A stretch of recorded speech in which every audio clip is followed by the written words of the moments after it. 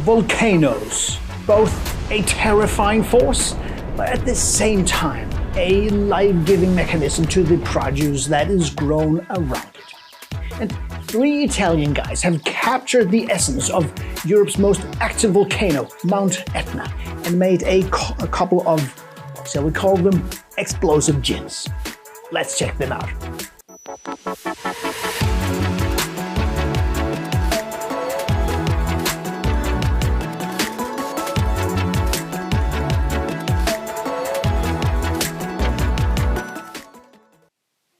Hi guys, and welcome to High on Gin. Today I am going to take a closer look at the Volcano gin and their two gins, the Etna Dry Gin and the Etna Rosé Gin.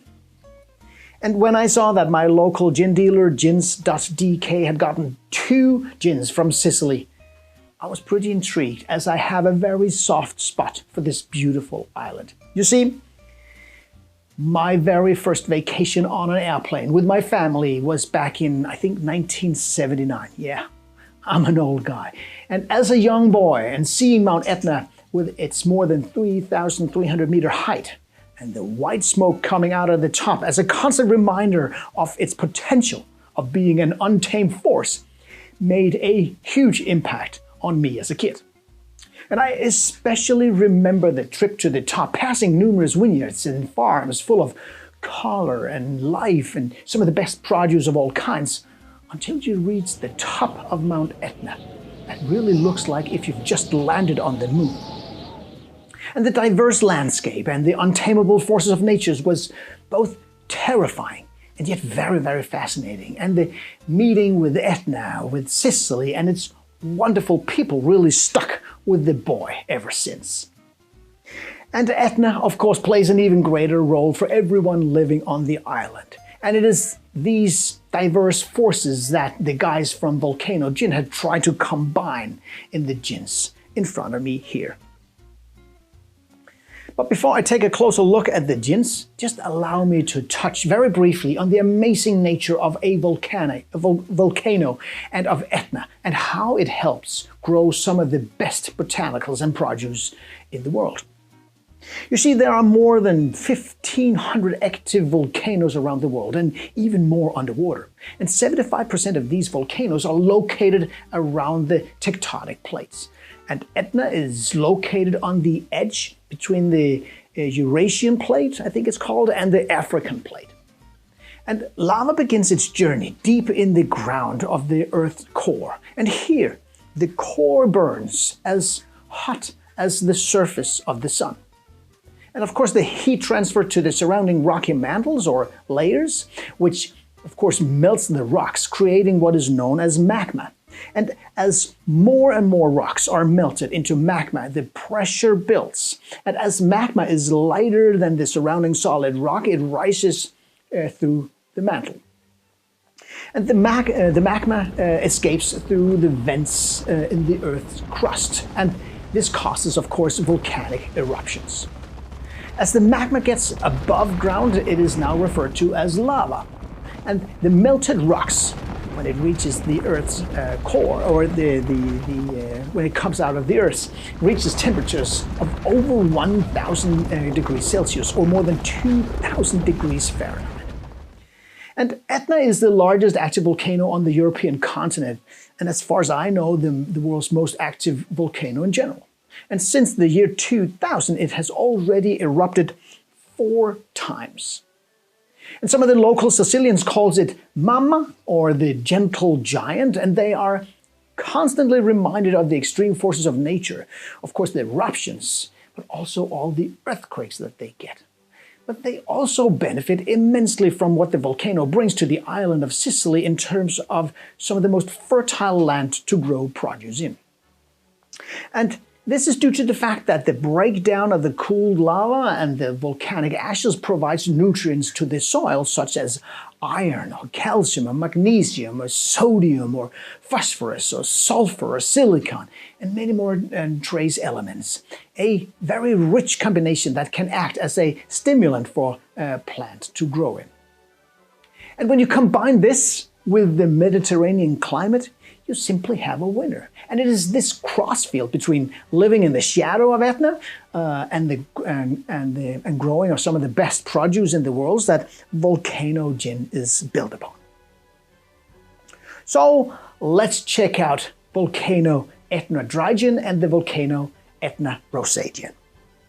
The story of Volcano gin begins with the three inventors of the gin, Alessandro, Stefano, and Diego. And when they, I think around 2015 or beginning of 2016, when they walked through the landscape surrounding Mount Etna, and they got this idea to capture the magnificent produce and botanicals and aromas that the area are so known for. Not least the local wildly grown juniper berries that benefits hugely from the high content of minerals in the soil. And so they did, making the first Sicilian gin. And the first one was this one here, the Black Etna Dry Gin. And here they chose to go with 5 local botanicals. Local Etna juniper berries, wild broom flower, which is this very beautiful yellow flower that you will find everywhere and that provides a bittersweet note to the gin. They went with wild fennel that adds a herbaceous licorice taste to the gin. They used bitter orange and then hazelnuts that really adds texture and binds the gin together. And the base alcohol is a grain-based alcohol, probably wheat I would guess. And this is of course distilled, and then the botanicals are macerated in the alcohol but added to the cold alcohol at different stages in the process. The bottle design is also a tribute to Mount Etna and Sicily. This very heavy crystal-like bottle, of course, stands out. But just look at this amazing stopper here. The unmistakable stopper really stands out. This massive lava stopper makes a huge impression, I think. You know, just like the mountain does itself. And it is made with volcanic sand, and the big V here and the stopper is hand-painted locally. So whenever you open this bottle here, you really feel that you have a piece of Etna in your hand.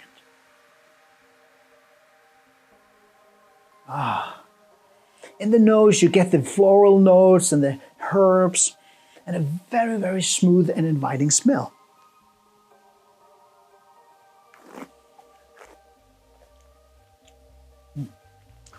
You get the citrus notes. It is carried by the very fine alcohol, and then you get this very clear herbaceous licorice notes from the fennel. You get this slightly peppery spiciness, and you really sense this fine oily texture that the hazelnut provides. And then they did this one here, a limited version together with Gambio Winery that makes some of the finest DOC wines.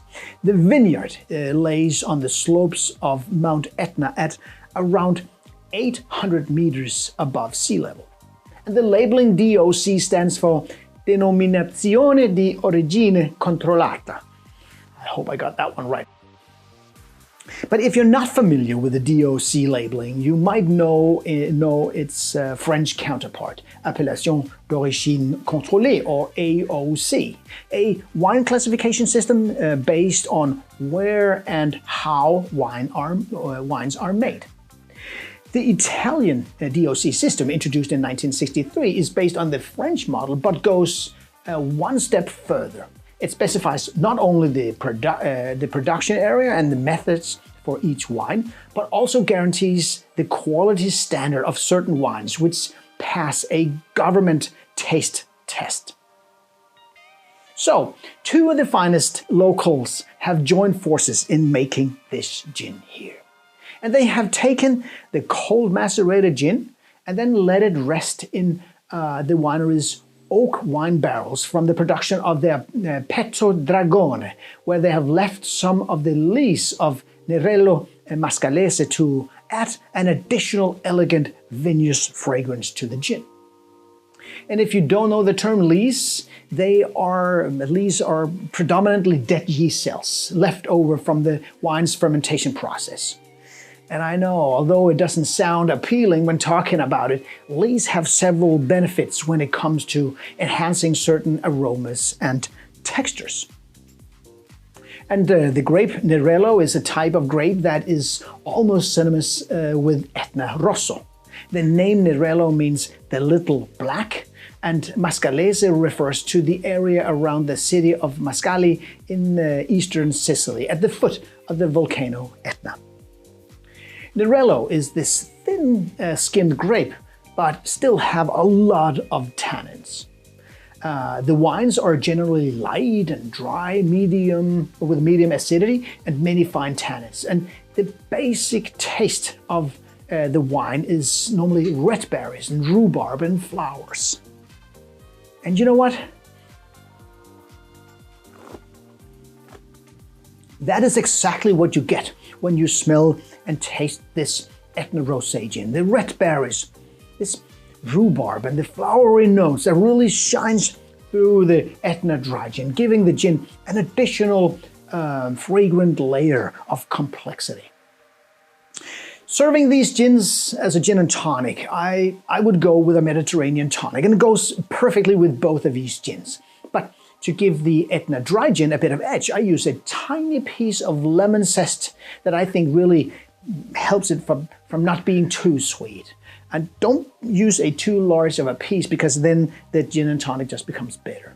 And for the rosé gin, I use a tiny piece of lime zest for the same reason as I use it in here. But lime, in its more aromatic fragrance, it really helps to play a part with the more floral notes in this gin here. You see, guys, I love Sicily, and I love the fact that they have taken both local botanicals and incorporated Etna in the design, as dramatic as they have. It really makes me want to go back and visit the beautiful island again.